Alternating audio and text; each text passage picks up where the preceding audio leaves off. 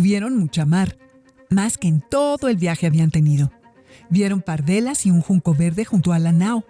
Vieron los de la carabela pinta una caña y un palo, y tomaron otro palillo labrado a lo que parecía con hierro, y un pedazo de caña, y otra hierba que nace en tierra y una tablilla. Los de la carabela niña también vieron otras señales de tierra y un palillo cargado de escaramojos. Con estas señales respiraron y alegráronse todos. Anduvieron en este día, hasta puesto el sol, 27 leguas. Después del sol puesto, navegó a su primer camino al oeste.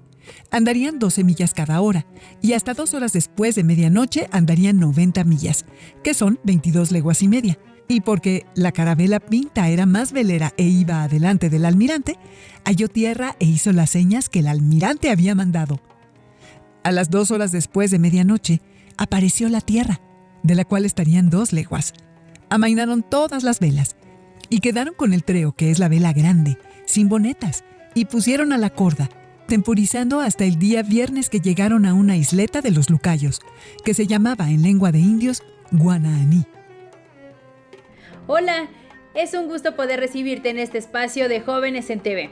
Esto que acabas de apreciar es un fragmento del diario de a bordo de Cristóbal Colón, una serie de crónicas que narran el viaje que permitió a los españoles llegar a las tierras del actual continente americano. Has de saber que las crónicas y los anales eran textos donde se anotaban los acontecimientos según sucedían, es decir, cronológicamente. Se posicionaron como las únicas fuentes históricas por mucho tiempo. En verdad, no existían todas las fuentes que actualmente puedes consultar para preparar una exposición, escribir un ensayo o debatir sobre un tema con tus compañeros y compañeras de clase. Así que en esta ocasión quiero invitarte a que me acompañes a profundizar un poco en el quehacer histórico y en algunas fuentes de información que hoy por hoy son muy útiles para conocer nuestra historia. Pon mucha atención. Verás que el pasado no ha pasado. Conéctate. Durante el siglo XIX y los primeros años del XX, de acuerdo con el pensamiento positivista, la historia solamente se podía escribir a partir de las evidencias existentes, consideradas por el filósofo Auguste Comte como reales, es decir, las antiguas crónicas, los diccionarios, las enciclopedias y los anales, también conocidos como almanaques o anuarios. En el marco de los cambios económicos, políticos y sociales, algunos historiadores se dieron cuenta de que, para entender la realidad, era necesario deconstruir la concepción que se tenía del quehacer histórico, así como acudir a nuevos instrumentos y herramientas de investigación. Entre otras cosas, ello motivó al surgimiento de la microhistoria. Luis González y González, fundador de la microhistoria en México, anotó que esta no es crítica ni monumental, sino humilde y sencilla, que tiene la intención piadosa de salvar del olvido aquella parte del pasado que está fuera del ejercicio, que a través de las voces de las personas comunes nos cuenta el pasado de nuestra propia existencia, nuestra familia y nuestra pequeña comunidad. Por tanto, estas personas son las nuevas protagonistas en el marco de la cotidianidad, las creencias y las costumbres. Con el paso del tiempo, historiadoras e historiadores se han convertido en microhistoriadoras y microhistoriadores, aprovechando fuentes documentales como la historia oral y la crónica con un sentido mucho más moderno. ¿Qué enmarca cada una de estas fuentes? La historia oral surgió en la década de 1940 en Estados Unidos como una técnica para recuperar testimonios de testigos fundamentales en torno a un suceso determinado. Cabe destacar que en esta época salió al mercado la grabadora, lo que sin duda facilitó esta práctica. Su precursor fue Joseph Allen Nevins, historiador, periodista y profesor de la Universidad de Columbia. En América Latina, la historia oral se visualizó, en primera instancia, como un complemento de las fuentes escritas, pero después como una fuente de información de gran valor en sí misma.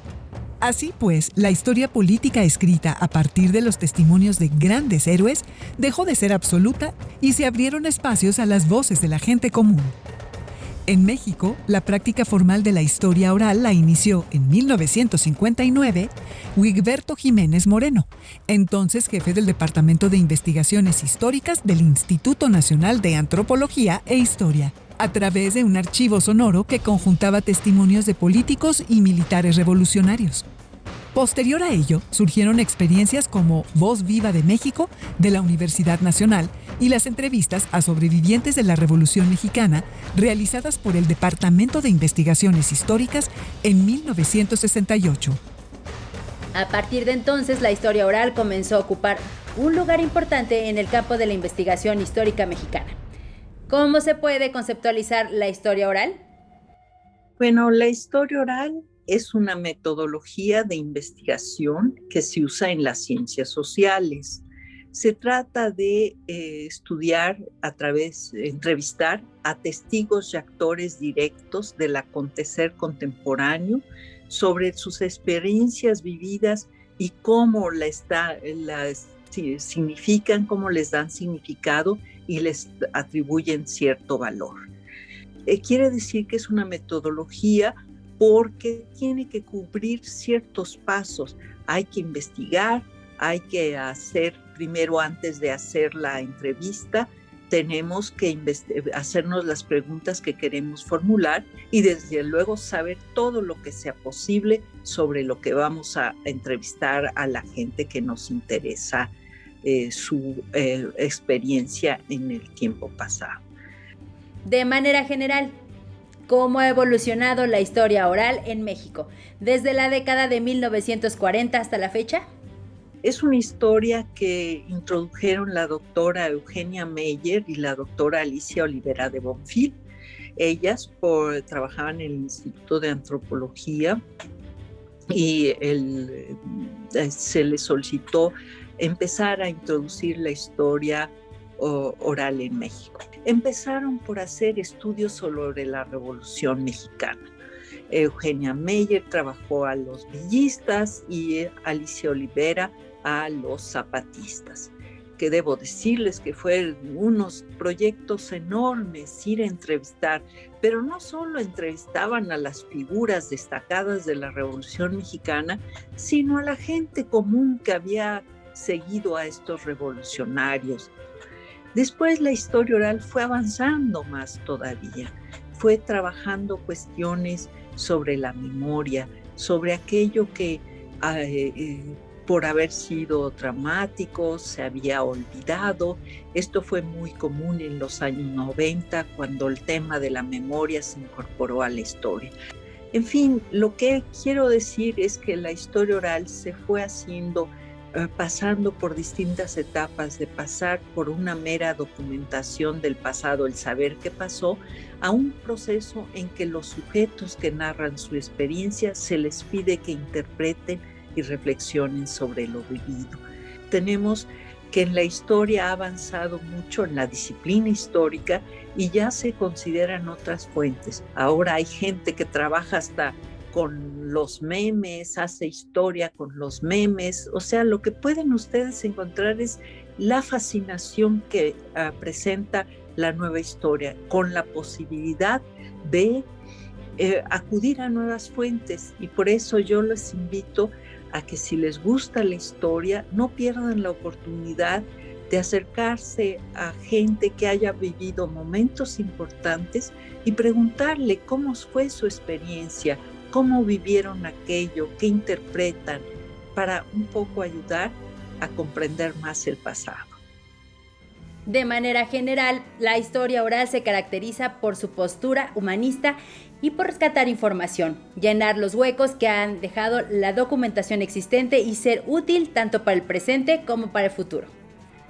La historia oral permite escuchar las voces de personajes invisibilizados y otorga a sus testimonios un valor protagónico en la construcción de nuevos conocimientos cotidianos, individuales y colectivos. El ritual del fuego nuevo se llevó a cabo a raíz de que ellos tienen conciencia de todo lo sagrado que hay en este espacio.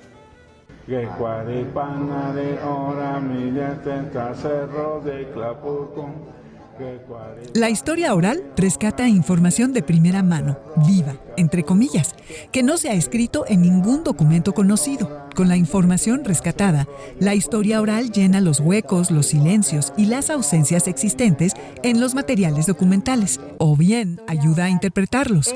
Así permite reconstruir procesos sociohistóricos con base en las percepciones de sus protagonistas y enriquecer los conocimientos previos. Insurrección de nuestra organización que se llama Ejército Zapatista de Liberación Nacional, cuya dirección es mayoritariamente indígena. En el presente, la historia oral permite documentar, por ejemplo, un texto que da cuenta de una vida, un acontecimiento o una situación específica, mientras que en el futuro puede ayudar a investigadores, investigadoras, docentes y estudiantes a observar, estudiar, analizar y comprender ese mismo tema o acontecimiento desde otros puntos de vista. Juan empezó a revivir sus esculturas que había hecho en cerámica en los 60 y las empezó a pasar a una escala un poquito mayor en bronce. Y coincidió con el auditorio. Yo vi varias maquetas y la luna se me hizo una forma muy propicia para la plaza del auditorio, ¿no? Hicimos muchas maquetitas con la maqueta, ¿no?, para saber el tamaño. Y llama a Juan, a ver qué te parece este. Y lo malvado de Juan es que siempre decía, así está bien. Cualquiera le parecía bien. No quería discutir conmigo. Cabe subrayar que, si bien estos testimonios se recopilan en cintas de audio e incluso de video, por lo general son tratados con un sentido más literario y plasmados en formatos distintos, como textos y cintas cinematográficas. Ahora bien, el elemento primordial de esta metodología es la entrevista. Esto puede entenderse como un diálogo entre dos o más personas, mediante la cual una de ellas, en este caso el historiador o la historiadora, rescata información de valor guardada en la memoria de la persona entrevistada. Hagamos una pequeña pausa para hablar de la memoria, la cual, más que un mero registro de eventos, es un recurso dinámico que ayuda a conocer lo que una persona vivió o atestiguó. Sin embargo, no es rígida, por tanto, puede dar cabida al olvido, a colocar el foco en un fragmento de los acontecimientos o bien al anacronismo, es decir, la inclusión de objetos o personas que no corresponden a la época que se trata. En este sentido, los testimonios que se recaban deben ser analizados y reflexionados detenidamente. Ahora, regresemos a las entrevistas. Entre otros tipos pueden ser dirigidas si se preparan las preguntas previamente o no dirigidas si las preguntas se realizan de manera espontánea. Que lanza una luz verde más o menos a esa altura. A aquella altura de la iglesia empezó a caer una luz verde. En cualquier caso, es importante que el historiador o la historiadora tenga un objetivo claro y defina los temas a abordar, conozca a su entrevistada o entrevistado, despierte su confianza, se muestre amable y flexible y se mantenga en segundo plano. Frustrante, pues porque a mí aquí han enviado los perros. ¿Los perros qué son? Pues los perros son los que vienen y para excavar si hay algún cuerpo aquí en mi casa. Además, es relevante que no guíe sus respuestas, que no le interrumpa ni le plantee preguntas molestas y que no manifieste puntos de vista personales. Que ponga atención en todo lo que su entrevistado o entrevistada exprese con las palabras, pero también con su comportamiento, dado que las actitudes, los ademanes y los silencios también comunican. Dado que toda entrevista presupone cierta falta de exactitud por la distorsión de los hechos o la falta de memoria, existen otros métodos de apoyo a la historia oral, como son las mesas redondas, las conferencias y hasta los corridos populares. Amigo fiel, ¿cuál fue el soldado? Grabó en su tumba, estoy presente, general.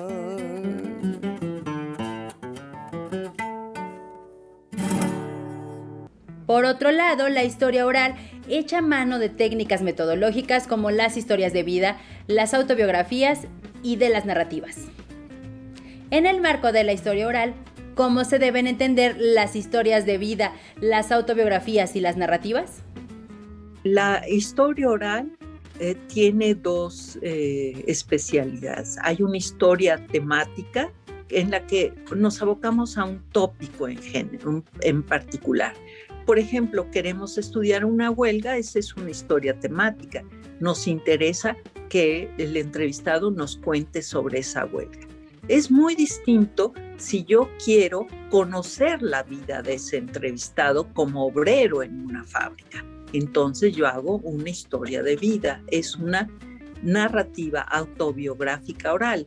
Y desde luego existen las memorias, otro género en que la gente cuenta su vida, pero el objetivo es presentar como una justificación o explicación de lo que fue su vida. Hay una agenda de preguntas especiales. En la biografía no necesariamente ocurre el diálogo con el biografiado, porque el biografiado puede haber muerto. Además, la biografía se va escribiendo poco a poco, el biógrafo borra, va agregando, va quitando. Y en la historia oral es en tiempo real. Yo le pregunto al biografiado sobre su experiencia y entonces me va contando en ese momento lo que vivió. La utilidad de la historia oral puede ser eco en el resto de las ciencias sociales, incluso en otras ciencias. Diversos investigadores e investigadoras reconocen la existencia de la sociología oral, la medicina oral, la psicología oral, la politología oral y la economía oral, entre otras, cuyos rastros, en algún momento dado, pueden formar parte de la propia historia.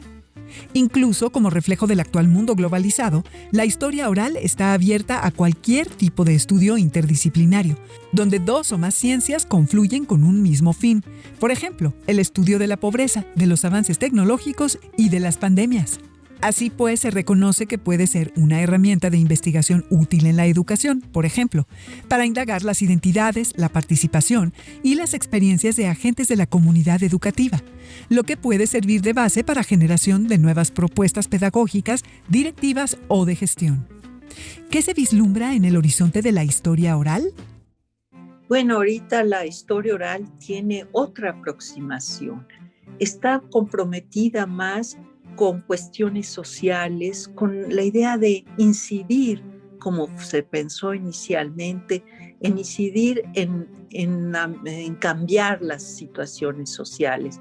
Si nosotros conocemos cuáles son los problemas, podemos de alguna manera producir o contribuir a cambios sociales. La historia oral se ha vuelto mucho más pragmática.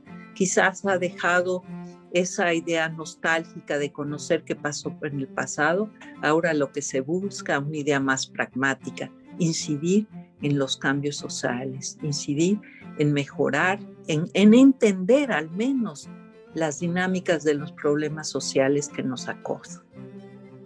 La segunda fuente de información más importante para las y los historiadores hoy en día son las personas reconocidas como cronistas.